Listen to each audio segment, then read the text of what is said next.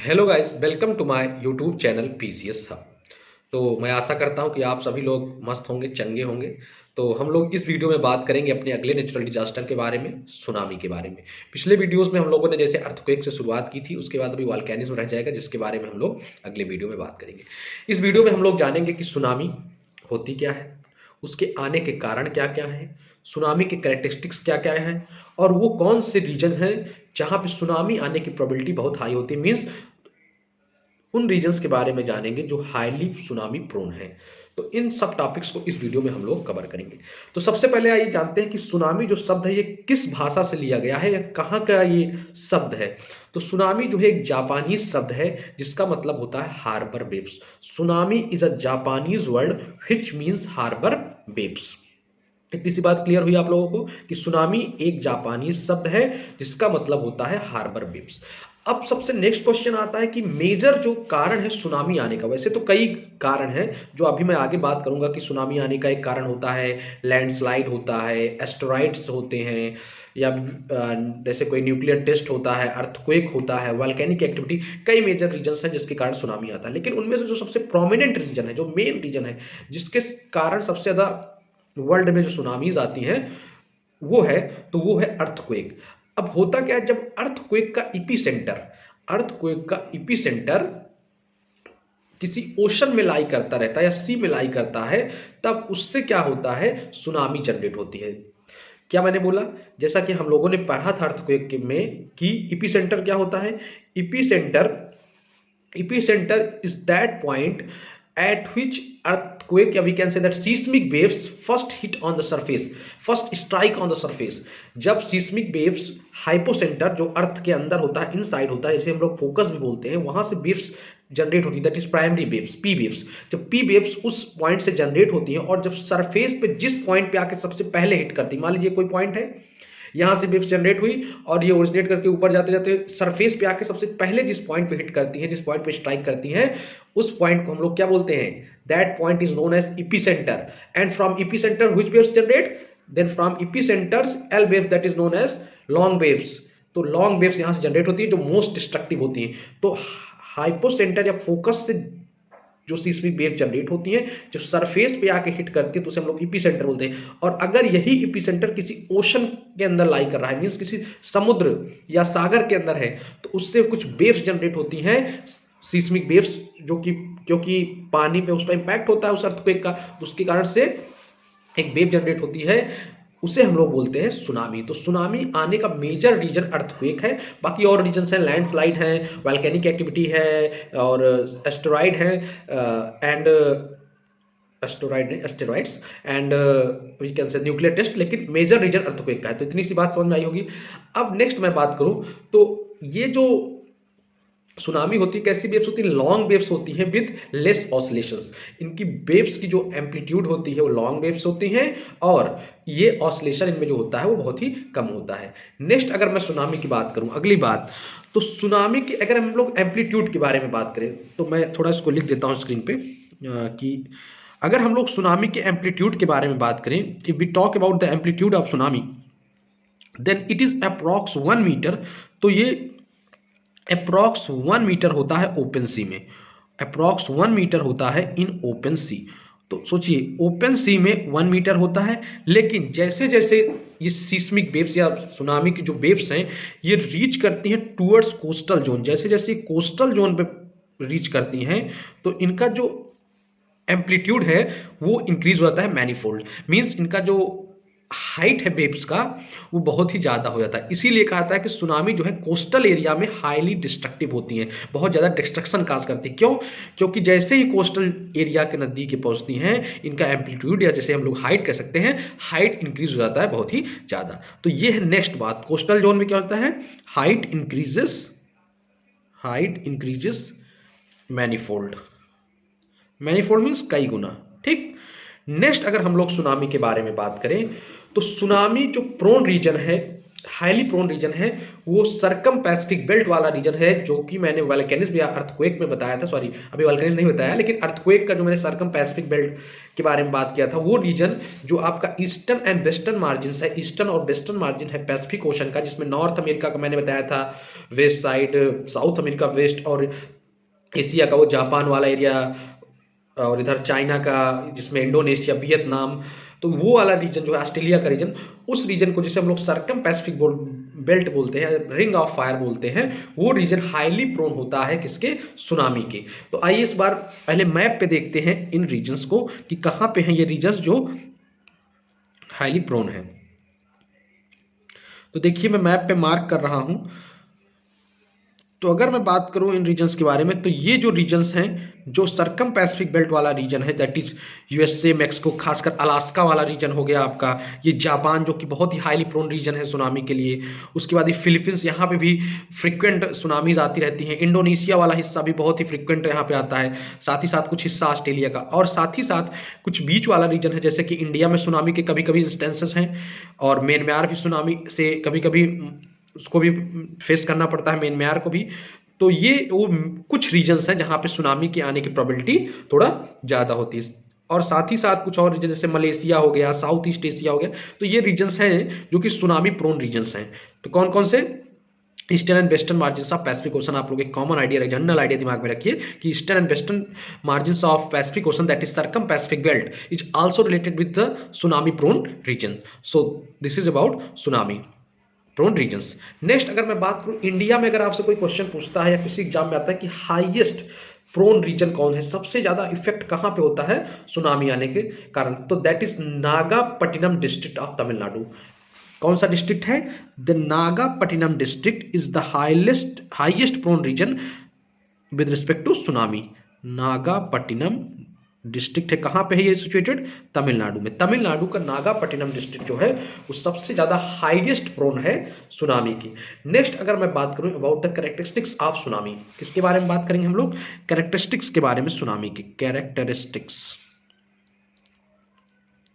तो अगर मैं कैरेक्टरिस्टिक्स के बारे में बात करूं किसके? सुनामी की, तो पहले कैरेक्टरिस्टिक्स ये होती है सुनामी की, we talk first, then ये इनफ्रीक्वेंट हजार्ड है, मींस ये इतने रिपीटेटिव, इतने जल्दी जल्दी लगातार ये नहीं आते। कैसे आते हैं? ये इनफ्रीक्वेंट हजार्ड है, बहुत जल्दी नहीं आते हैं, इनफ्रीक्वेंट हजार्ड। और सेकेंड मैं बात करूं इसकी कैरेक्टरिस्टिक्स के बारे में, तो ये उतने हाईली डिस्ट्रक्टिव नहीं होते जितने अर्थक्वेक या और नेचुरल हजार्ड होते हैं। क्यों? क्योंकि देखिए इनके लिए पहला तो कंडीशन है कि इनका जो क्या है कि एपिसेंटर जो है अर्थक्वेक का वो किसी ओशन या सी में लाई करे, और इनकी एक स्पीड बहुत ज़्यादा जब ही होगी तब भी जाके ये डिजास्टर काज करेंगे, या मानव या प्रॉपर्टी के लिए ये लॉस काज करेंगे। कभी भी अगर अर्थक्वेक की अगर इंटेंसिटी जो है वो 7.5 या मैग्नीट्यूड कह सकते हैं, मैग्नीट्यूड अगर 7.5 से कम है रिक्टर स्केल पर, अगर magnitude of earthquake is less than 7.5, तो उसके चांसेस जो होते हैं सुनामी क्रॉस करने के लिए निग्लिजिबल होते हैं। Means earthquake below magnitude 7.5 seldom causes tsunamis. तो अर्थक्वेक 7.5 के नीचे जो होते हैं, 7.5 मैग्नीट्यूड के नीचे, उनसे सुनामी आने के चांसेस बहुत ही ना के बराबर होते हैं। तो इसलिए क्या होते हैं? नॉन डिस्ट्रक्टिव होते हैं, उतने ज्यादा डिस्ट्रक्टिव नहीं होते एज कंपेयर टू अर्थक्वेक। तो non destructive.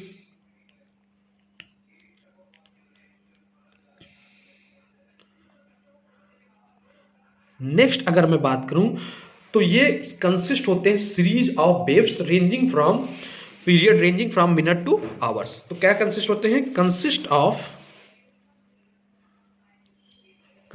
Of series of waves, series of waves. तो सीरीज ऑफ वेव्स से कंसिस्ट होते हैं जो कि पीरियड उनका रेंज करता है मिनट से लेके आवर्स तक। नेक्स्ट अगर बात करूं तो एक पॉइंट से ओरिजिनेट होने के बाद ये हर एक डायरेक्शन में मूव करते हैं। It moves from every direction. क्या मैंने बताया कि after originating it moves in every direction, moves in every direction. ठीक। नेक्स्ट अगर मैं बात करूं इनके बारे में, तो अगर हम लोग इनकी बात करें स्पीड के बारे में, तो इनकी स्पीड जो है वो डेप्थ के साथ डिपेंड करती है। तो अगर मैं बात करूं तो स्पीड क्या है कि जैसे जैसे ये कोस्टल एरिया के नजदीक आते हैं तो इनका स्पीड क्या हो जाता है, बढ़ जाता है। मीन्स में हम क्या कह सकते हैं कि speed increases with decreasing depth. तो speed is inversely proportional to depth. Coastal area पे डेप्थ कम होती है तो इनकी स्पीड जो होती है इन वेव्स की वो बहुत ज़्यादा हाई होती है। लेकिन अगर हम लोग बात करें ओपन सी में, मेन रीजन में सी के, तो वहाँ पे क्या होता है, डेप्थ क्या होता है, बहुत ज़्यादा होता है, तो इनकी स्पीड जो होती है उतनी हाई नहीं होती। इसीलिए क्या हो जाता है, सैलो वाटर में ये ज़्यादा तेज़ी से मूव करते हैं as compare to deep water, तो इसलिए हाईली डिस्ट्रक्टिव हो जाते हैं कोस्टल जोन वाले एरिया में। तो मैं अगर एक ग्राफ प्लॉट करूं स्पीड वर्सेस डेप्थ का,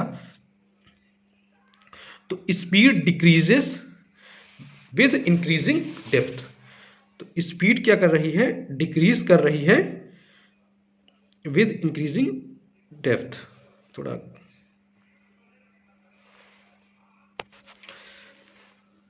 तो देखिए जैसे जैसे डेप्थ क्या हो रही, कम हो रही है, डेप्थ जैसे जैसे कम हो रही है वैसे वैसे स्पीड क्या हो रही, इंक्रीज हो रही है। Speed is increasing as the depth is decreasing. तो जैसे जैसे डेप्थ कम होती जाती है स्पीड बढ़ती चली जाती है। इसलिए जो है जो सुनामीज होती हैं ये हाईली डिस्ट्रक्टिव होती हैं, कहाँ, कोस्टल एरियाज में। ठीक, नेक्स्ट अगर हम लोग बात करें तो सुनामी जो है डीप वाटर में इनका वेवलेंथ बहुत ही ज़्यादा होता है। डीप वाटर में वेवलेंथ ज़्यादा, क्या मैं बात कर रहा हूँ कि डीप वाटर में वेवलेंथ जिसे हम लोग लेमडा से डिनोट करते हैं, लेमडा बहुत ज़्यादा होता है। और जैसे जैसे ये सैलो वाटर की ओर मूव करती हैं इनका लेमडा मतलब वेवलेंथ सैलो वाटर की ओर मूव करती हैं, इनका लेमडा जो है वो कम होने लगता है, मतलब वेवलेंथ कम होने लगती है। Over the deep water tsunamis है very long wavelength and when tsunami enters into shallow waters is wavelength reduced. और इसके कारण क्या होता है कि जब डीप वाटर में इनका वेवलेंथ बहुत ज़्यादा होता है तो इनकी हाइट कम होती है। डीप वाटर में वेवलेंथ ज़्यादा होने के कारण हाइट जो है वो क्या होती है, कम होती है। लेकिन जब ये डीप वाटर से सैलो वाटर की ओर पहुंचते हैं तो क्या होता है, इनकी हाइट जो है वो क्या होने लगती है, इंक्रीज होने लगती है। तो अगर हम लोग ओवरऑल एक कंक्लूजन में पहुंचे इन सब टॉपिक्स को जो अभी मैंने बात किया, तो हम कह सकते हैं कि जैसे ये मूव करते हैं कहाँ से कहाँ, डीप वाटर से, सुनामी जैसे मूव करती है डीप वाटर से सैलो वाटर की ओर, सैलो वाटर की ओर, सैलो वाटर की ओर मूव करने पे क्या होता है, वेवलेंथ जो है इनकी क्या होती है, डिक्रीज होती है। एम्पलीट्यूड की बात करें तो एम्पलीट्यूड क्या होता है, इंक्रीज होता है। हाइट की बात करें, हाइट क्या होती है, हाइट भी इंक्रीज होती है। नेक्स्ट अगर हम लोग बात करें हाइट के बाद दैट इज स्पीड, तो स्पीड भी इंक्रीज होती है। तो डीप वाटर से सैलो वाटर के मूव करने पर मींस हायर डेप्थ वाले रीजन से लोअर डेप्थ वाले रीजन पर मूव करने पर इनकी वेवलेंथ जो होती है वो डिक्रीज होने लगती है। एम्पलीट्यूड इनका इंक्रीज होता है, क्योंकि मैंने बताया था भी कि डीप वाटर में, डीप सी में इनका एम्पलीट्यूड अप्रॉक्स 1 मीटर होता है, लेकिन जब ये मूव करते हैं कोस्टल वाले रीजन में तो इनका एम्पलीट्यूड मैनीफोल्ड इंक्रीज हो जाता है। तो एम्पलीट्यूड इंक्रीज होता है, हाइट भी इंक्रीज हो जाती है क्योंकि वेवलेंथ डिक्रीज हो रही होती है, और साथ ही साथ इनकी स्पीड में भी एक रेडिकल चेंज देखने को मिलता है। सो मुझे तो नहीं लगता अब इसके बाद कुछ कॉन्सेप्ट में इसमें आपके मिसमैच या कुछ कंफ्यूजन होनी चाहिए। तो this is all about the characteristics of what, tsunami. अब कैरेक्टरिस्टिक के बाद जो हमारा अगला इंपॉर्टेंट टॉपिक आता है that is causes of tsunami. Tsunami के कारण क्या है, सुनामी के आने के पीछे के रीजंस क्या क्या हैं। तो जैसा कि मैंने अभी बताया कि जो मेजर रीजन है सुनामी के आने का वो है अर्थक्वेक। तो मैं एक बार पहले सारे कॉजेज आपको बता देता हूं, फिर मैं वन बाय वन उनको एक्सप्लेन करता हूं। सॉरी, तो अगर मैं बात करूं कॉजेस के बारे में तो 5 मेजर काजेस हैं, 5 मेजर रीजन हैं जिनके कारण से सुनामी आने के चांसेस रहते हैं। अगर मैं फर्स्ट बात करूं तो फर्स्ट आपका अर्थक्वेक है, बेसिक सी बात है, मैंने अर्थक्वेक के बारे में बता भी दिया, अर्थक्वेक है। सेकंड मैं बात करूं तो दैट इज वोल्केनिक एक्टिविटी है। वोल्केनिक एक्टिविटी के बाद मैं बात करूं थर्ड के बारे में, then third is landslide. if we talk about fourth one, then the fourth one is nuclear weapon testing. जब हम लोग न्यूक्लियर हथियारों को परीक्षण करते हैं तो वो कारण भी हो सकता है न्यूक्लियर वेपन्स टेस्टिंग हो सकता है. And the last one is impact of asteroids and comets. तो लास्ट जो रीजन है वो है एस्टेरॉइड या कॉमेट का impact. Impact of asteroids and comets. तो ये 5 मेजर रीजन है जिनके कारण सुनामी आने के चांसेस रहते हैं. कौन कौन से? The major and the most prominent region is the earthquake. The next important region which is also a very crucial region for tsunamis, that is volcanic activity. The process of volcanism is also responsible for the tsunamis. And the next one is the landslide, means huge movement of a debris. And the fourth one is nuclear testing. When we test nuclear weapons, then it may have also the potential to generate tsunami. And the last but not the least one, that is impact of asteroids or comets. So these are the 5 major regions that can cause tsunami. अब land slide के बारे में हम लोग बात करेंगे, इन सब के बारे में 1 by 1 बात करेंगे. आइए जानते हैं 1 by 1. तो अगर हम लोग फर्स्ट मेजर रीजन के बारे में बात करें तो अर्थक्वेक है. तो अर्थक्वेक में जैसा कि मैंने अभी बताया कि जब भी किसी भी अर्थक्वेक का या सीस्मिक वेव का एपिसेंटर किसी ओशन के नीचे या सी के नीचे लाई करेगा तब उससे जो है सुनामी आने के चांसेस सबसे ज़्यादा हाई होते हैं. मैं आपको बताता हूँ. देखिए ये मान लीजिए आपका क्या है, ये आपका है फोकस या जिसे हम लोग हाइपोसेंटर बोलते हैं. यहाँ से आपका जनरेट हुआ अर्थक्वेक और सबसे पहले जिस पॉइंट पे आके हिट करता है सरफेस पे उसे हम लोग बोलते हैं, क्या बोलते हैं, उसे बोलते हैं हम लोग एपिसेंटर. क्या है ये आपका एपिसेंटर. अगर ये एपिसेंटर जो है किसी ओशन या सी में लाई करता है, चलिए इसको ओशन सी के अंदर कर देते हैं. ये एपिसेंटर जो है किसी ओशन या सी में लाई करता है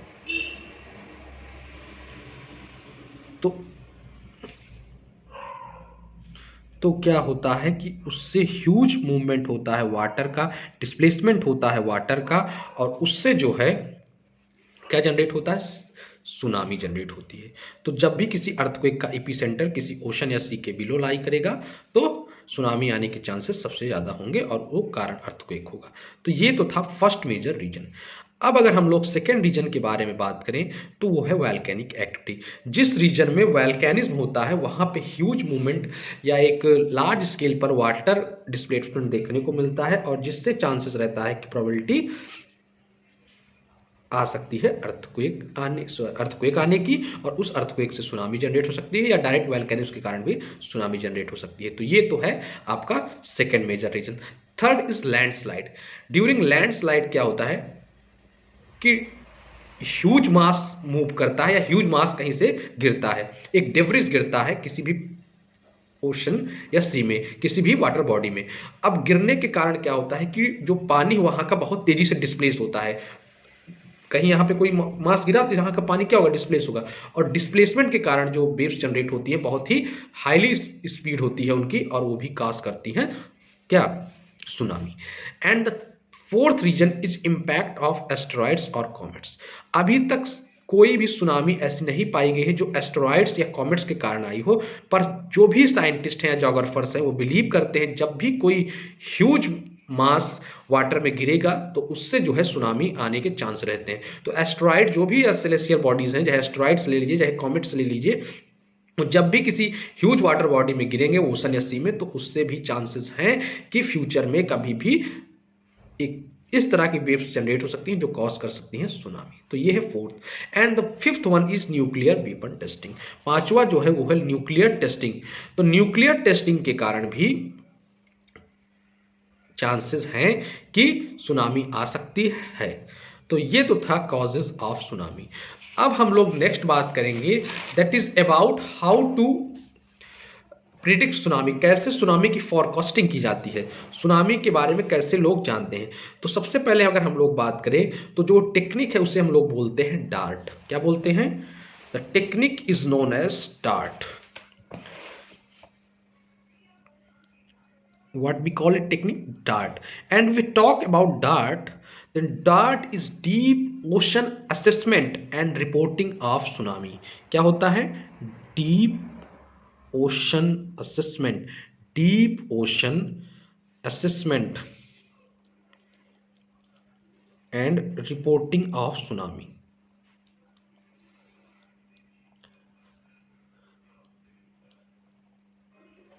तो ये फुल फॉर्म होता है किसका? डार्ट का.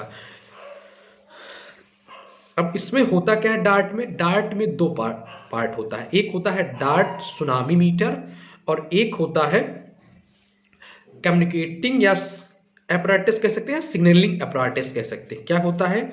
डार्ट में दो पार्ट होता है. एक होता है डार्ट सुनामी मीटर. क्या बोलते हैं? DART tsunami metre. और एक होता है आपका कम्युनिकेटिंग एपरेटस.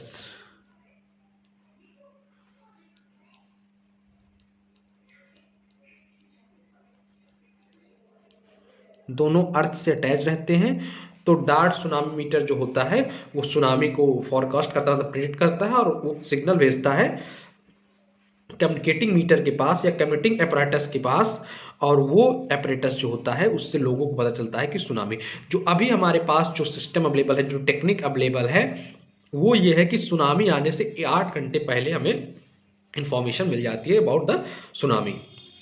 सुनामी के अकरेंस के 8 घंटे पहले हमें जानकारी मिल जाती है कि सुनामी आने की प्रोबेबिलिटी है, चांसेस है. लेकिन साइंटिस्ट वर्क कर रहे हैं कि ऐसे डिवाइसेस को बनाया जाए, ऐसे एपरेटस को बनाया जाए जिससे अप्रॉक्स 24 आवर्स हमें उसकी जानकारी मिल सके. सुनामी आने वाली जगह पे या उस रीजन में कितने पहले, जिससे कि हम लोग अपनी व्यवस्थाएं कर सकते हैं, उससे कोप अप करने के लिए, उसको फेस करने के लिए अपनी तरफ से तैयारियां कर सकें. उसके लिए साइंटिस्ट वर्क कर रहे हैं कि कुछ ऐसा बनाया जाए जिससे कि 24 आवर पहले उनको उसकी जानकारी मिल सके. तो इसलिए वो लोग वर्क कर रहे हैं उस डिटेक्टर पर, जिसे हम लोग बोलते हैं कॉस्मिक रे डिटेक्टर. क्या बोलते हैं? Cosmic ray detector. तो scientist are working on cosmic ray detector to predict या forecast the tsunami before 24 hours of occurrence. 24 घंटे पहले ही सुनामी के बारे में, जिससे उनको पता लग जाए और वो लोग वहां पे अपनी चीजों को सुधार कर सकते. मीन्स वहां पे अपनी व्यवस्थाएं लोग कर सके, जो प्रशासन है वो अपनी व्यवस्थाएं कर सके, वहां से जो लोगों को एक सुरक्षित स्थान पर ले जाया सके और जो भी चीजें हैं पब्लिक प्रॉपर्टी को सेव करने के लिए वो भी कदम उठाए जा सके. तो इसलिए scientist are working on cosmic ray detector. तो हम लोगों ने क्या जाना कि जो टेक्निक है, स्पेशल टेक्निक है सुनामी को फॉरकास्ट करने की, उसे हम लोग डार्ट बोलते हैं, deep ocean assessment and reporting of tsunami. क्या बोलते हैं? डार्ट. डार्ट के दो पार्ट होते हैं. जो एक होता है डार्ट सुनामी मीटर होता है, दूसरा होता है कम्युनिकेटिंग या सिग्नलिंग एपरेटस. डार्ट और सिग्नलिंग एपरेटस दोनों अर्थ से ग्राउंडेड रहते हैं. अब डार्ट सुनामी मीटर क्या करता है कि वो सिग्नल भेजता है, बताता है, प्रेडिक्ट करता है, और कम्युनिकेटिंग एपरेटस लोगों तक ये इंफॉर्मेशन पहुंचाता है कि उस रीजन में सुनामी आने के चांसेस हैं, that region is tsunami prone. अब साइंटिस्ट क्या है कि वर्क कर रहे हैं कि जो ये डार्ट सुनामी मीटर है या कह सकते हैं डार्ट है, ये आपको सुनामी आने के 8 घंटे पहले इंफॉर्मेशन देता है. तो साइंटिस्ट आर वर्किंग कि सो दैट पीपल या administration can get about information about tsunami before 24 hours. तो 24 घंटे पहले उनको जानकारी मिल सके, इसलिए they are working on the cosmic ray detector. So this is all for the tsunami. इसमें हम लोगों ने बात किया सुनामी के फॉरकास्टिंग के बारे में, कैरेक्टरिस्टिक्स के बारे में, सुनामी होती क्या है, कॉजेस क्या क्या है. तो ये है कंप्लीट लेक्चर ऑन सुनामी. अब हम लोगों का जो नेक्स्ट टॉपिक रह गया है नेचुरल हैजार्ड में, जो इंपॉर्टेंट नेचुरल हैजार्ड है, कोर नेचुरल हैजार्ड है, that is earthquake, volcanism and tsunami. तो हमारा अर्थक्वेक हो गया, सुनामी हो गया, अब हमारा लास्ट रह जाता है वोल्केनिज्म. तो वोल्केनिज्म थोड़ा मैं बाद में कवर करूंगा और तब तक हम लोग कोई दूसरा टॉपिक शुरू करेंगे. वोल्केनिज्म में जल्दी फेब के फर्स्ट वीक में कवर कर दूंगा. सो this is all for this video. अगर आपका कोई डाउट हो, कोई क्वेरी हो, तो प्लीज आप लोग कांटेक्ट कर सकते हैं. आप लोग कमेंट करिएगा, मैं जरूर उसका उत्तर देने का प्रयत्न करूंगा. और अगर आपको कांटेक्ट करके भी कुछ जानकारी चाहिए तो मैं जल्द ही अपना नंबर पब्लिक कर दूंगा। आप लोग उससे वहां से कुछ पूछना चाहते हैं तो सीधे कॉल करके या मैसेज करके पूछ सकते हैं। तो इस वीडियो में नहीं, लेकिन मैं जल्द ही नंबर पब्लिक कर दूंगा। सो this is all for this video. मिलते हैं अगले वीडियो में, तब तक के लिए